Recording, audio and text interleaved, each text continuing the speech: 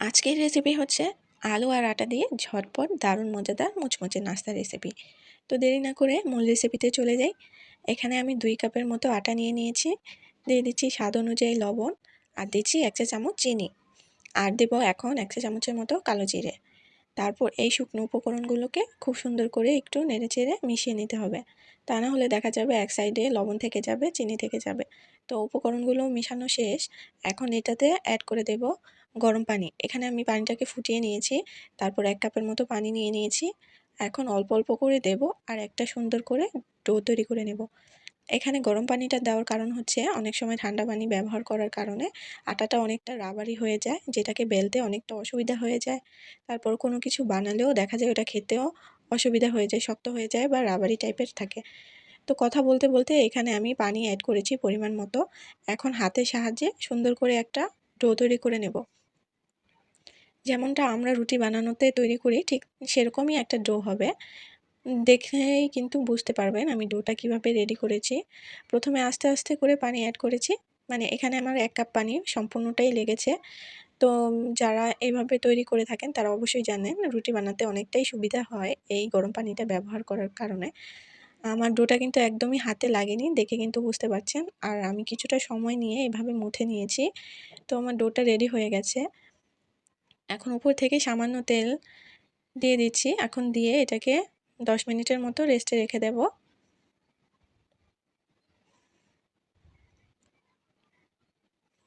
তো এখানে আমি বড় সাইজের 3টা আলু নিয়ে নিয়েছি। এটাকে এখন ম্যাশ করে নেব। আলুটা একদমই গরম ছিল তাই ধরতে পারছিলাম না। তো এভাবে চামচের সাহায্যে ম্যাশ করলে খুব চটজলদি কিন্তু ম্যাশটা হয়ে যায়। এছাড়া আপনারা ম্যাশার দিয়ে করে নিতে পারেন, কোনো অসুবিধা নেই। তো এখানে এই রেসিপিটা তৈরি করতে আলুর পরিমাণটা একটু বেশি লাগে। তো আপনারা চাইলে আলু আরও বেশি নিতে পারেন। তো ম্যাশ করে নিয়েছি। এখন সামান্য কিছু উপকরণ অ্যাড করব। এখানে দিয়ে দিচ্ছি 2টো পেঁয়াজ কুচি মিডিয়াম সাইজের, ধনেপাতা কুচি আর আদা কুচি। এই বেসিক কিছু উপকরণ কিন্তু সবার ঘরেই কম বেশি থাকে। দিচ্ছি 1/2 চা চামচের মতো লবণ আর 1 চা চামচের মতো চিলি ফ্লেক্স। দিচ্ছি 1 চা চামচ ম্যাগি স্বাদে ম্যাজিক, আর দিচ্ছি 1/2 চা চামচ টেস্টিং সল্ট। আর এটা বিএসটি অনুমোদিত, শরীরের কোনো ক্ষতি করবে না, আপনারা চাইলে স্কিপ করতে পারেন। এখন সবশেষে অ্যাড করে নিয়েছি 1 টেবিল চামচের মতো কর্নফ্লাওয়ার। আর এখানে কিন্তু আমি ঝালের পরিমাণ একদম কম অ্যাড করেছি, আপনারা চাইলে আরও বেশি অ্যাড করতে পারেন। কাঁচামরিচ বা গোলমরিচের গুঁড়ো অ্যাড করতে পারেন। আমার এই রেসিপিগুলো যেহেতু আমি আমার বাচ্চাদের জন্য তৈরি করি, তো তাদের ঝাল খাওয়ার কন্টিনজেন্টিটা অনুযায়ী কিন্তু আমি এখানে ঝাল অ্যাড করেছি।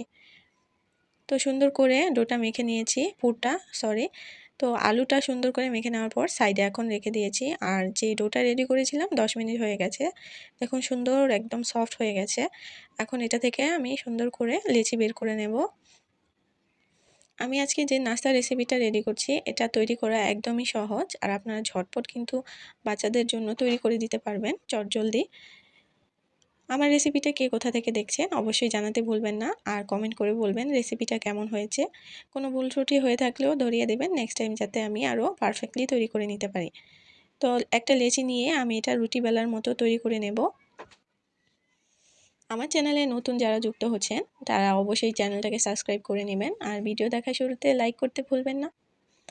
আর পুরাতন বন্ধুদের অসংখ্য ধন্যবাদ আর ভালোবাসা আমার পাশে থাকার জন্য। কথা বলতে বলতে এখানে আমি কিন্তু রুটিটা বেলে নিয়েছি। বেশি পাতলাও করিনি, আবার বেশি মোটাও রাখিনি। তো সবগুলো রুটি একবারে বেলে নিলে সুবিধা হয়, তো আমি একবারে বেলে নিয়েছি। আর যে পুরটা রেডি করেছিলাম সেটা আমি 3 ভাগে করে নিয়েছি। এখানে আমার আলুর পরিমাণটা কম মনে হচ্ছিল, আরও 1-2টো আলু হলে ভালো হতো। তো আমি বানাতে গিয়ে বুঝতে পেরেছি, তো আপনারা অবশ্যই আলুর পরিমাণটা একটু বেশি রাখার চেষ্টা করবেন, তাহলে খেতে কিন্তু ভালো লাগবে। তো সবগুলো আলু রুটিতে এইভাবে স্প্রেড করে দিয়েছি। দেন এটাকে একটু ফোল্ড করে নিলাম এইভাবে। দেখলেই কিন্তু বুঝতে পারবেন, আর একবার দেখলেই পেরে যাবেন আমি যে রেসিপিটা ট্রাই করতে চেয়েছি। তো একটা ছুরির সাহায্যে এটাকে এখন আমি কেটে নেব। আমি প্রথম যেই নাস্তাটা রেডি করেছিলাম সেটা একটু বড় বড় সাইজের হয়েছিল আর মোটা করে নিয়েছিলাম, বুঝতে পারিনি। তো দ্বিতীয়টা অবশ্য ঠিক করে তৈরি করে নিয়েছি। দুঃখিত, এখন যেহেতু আম কাঁঠালের সিজন, তো মাছিগুলো একটু বেশি বিরক্ত করছিল। অনেক তাড়াতে চেষ্টা করেছিলাম কিন্তু হচ্ছিল না, তার জন্য দুঃখিত। তো এইভাবে আমি কেটে নিয়েছি। এখন দেখুন একটা ডিজাইন তৈরি করে নিচ্ছি। খুবই ইজি আর সিম্পলভাবে তৈরি করা যাবে এই নাস্তাটা, আর বাচ্চারা খুবই পছন্দ করে খেয়ে নেবে। তো ওই যে বললাম প্রথমটা বানাতে আমার একটু সমস্যা হয়েছিল, দেন বাকিগুলো খুব সুন্দর করে আমি বানিয়ে নিয়েছি। এটা হচ্ছে প্রথম রুটিটা যেটা রেডি করেছিলাম। দেখুন এই যে প্রথম নাস্তাটা একটু মোটা করে কেটে নেওয়ার ফলে এই রকমটা হয়েছে। দেন এই যে দ্বিতীয়টা আমি একদম পারফেক্টলি তৈরি করেছি। একবার দেখলেই বুঝতে পারবেন কিভাবে তৈরি করছিলাম। দেখুন খুব সুন্দর একটা শেপ তৈরি হয়ে গেছে। আপনারা চাইলে আরও ছোট করেও তৈরি করে নিতে পারেন। উপর থেকে একটু ভাঁজ করে নিলেই মুড়িয়ে মুড়িয়ে হয়ে যাবে একটা ডিজাইন।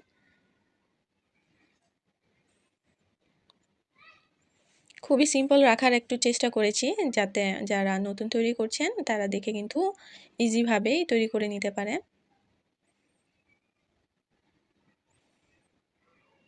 আমার তো মনে হচ্ছিল আমার আরও কয়েকটা হলে ভালো হতো, কারণ এতটা বানাতে ভালো লাগছিল দ্বিতীয়বার যখন পারফেক্টলি হচ্ছিল। একই প্রসেসে আমি সবগুলো রেডি করে নিয়েছি। আর এইভাবে নাস্তাটা রেডি করার কারণে দেখতেও কিন্তু অনেকটা সুন্দর লাগছে দেখুন। এইভাবে তৈরি করে নিয়েছি। এখন চুলাতে আমি একটা প্যান বসিয়ে তেলটা গরম করে নিয়েছি। আস্তে আস্তে নাস্তাগুলো অ্যাড করে দেব। প্রথমবার নাড়াচাড়ার কোনো দরকার নেই, জাস্ট একটু এমনি রেখে দিলে হবে। দেন যখন একটু শক্ত হয়ে আসবে তখন একটু নাড়াচাড়া করে দিলেই হবে। আর দেখুন এটা কিন্তু আস্তে আস্তে ফুলে গিয়েছে নাস্তাটা, তো খেয়াল রাখতে হবে একসাথে বেশি দেওয়া যাবে না। প্রথমে আমি বেশি দিয়ে ভুল করে ফেলেছি। তাছাড়া আমার বাচ্চারা দেখেই খাওয়ার জন্য বলছিল, তাড়াহুড়া করছিল, তাই একসাথে বেশি দেওয়ার কারণ। তো আস্তে আস্তে চামচের সাহায্যে আমি এটাকে উল্টে পাল্টে দিচ্ছি, আর সুন্দর একটা কালার নিয়ে আসা অবধি ভেজে নেব। দেখুন আস্তে আস্তে কালারটা কিন্তু চলে আসছে, আর খুব বেশি সময় লাগবে না এই নাস্তাটা রেডি করতে। তো আপনারা আপনাদের পছন্দসই কালারটা কিন্তু করে নিতে পারবেন। স্ক্রিনে দেখতে পাচ্ছেন সুন্দর একটা কালার আসা অবধি কিন্তু আমি ননস্টপ নেড়েচেড়ে ভেজে নিয়েছি, যেহেতু আলুর নাস্তা দ্রুত কালার চলে আসবে। তো অফ ক্যামেরায়ও কিন্তু আমি কয়েকবার নেড়েচেড়ে দিয়েছি। তো সেকেন্ডটাও আমি অ্যাড করে দিচ্ছি কড়াইতে। সেম প্রসেসে আমি নেড়েচেড়ে ভেজে নেব।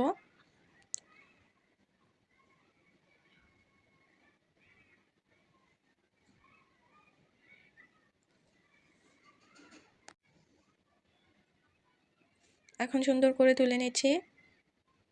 একটু তেলটা ঝরিয়ে নিলে কিন্তু সুন্দর করে তুলে নেওয়া যাবে। আশপাশ থেকে কোনো শব্দ আসলে ইগনোর করবেন। তো দুঃখিত, আমার লাস্টের ভিডিওটা কিভাবে যেন ডিলিট হয়ে গেছে, তাই সম্পূর্ণ ভিডিওটা দেখাতে পারছিলাম না। তো ফাইনাল লুকটা দেখেই বুঝতে পারছেন কতটা লোভনীয় হয়েছে। আমি এখানে ধনেপাতা, পুদিনা পাতার চাটনি রেখেছি, টমেটো সস রেখেছি। এই দুটোতেই কিন্তু দারুণ লাগে খেতে। বিকেলে নাস্তা বা চায়ের সঙ্গে, বাচ্চাদের টিফিনে, বিভিন্ন বা মেহমান আসলে গেস্টের জন্য চটপট কিন্তু তৈরি করে নিতে পারবেন এই রেসিপিটা। কেমন লেগেছে আমার এই নাস্তার রেসিপিটা জানাতে ভুলবেন না। সবাই ভালো থাকবেন, সুস্থ থাকবেন। নতুন রেসিপির সাথে আবারও হাজির হব। আল্লাহ হাফেজ।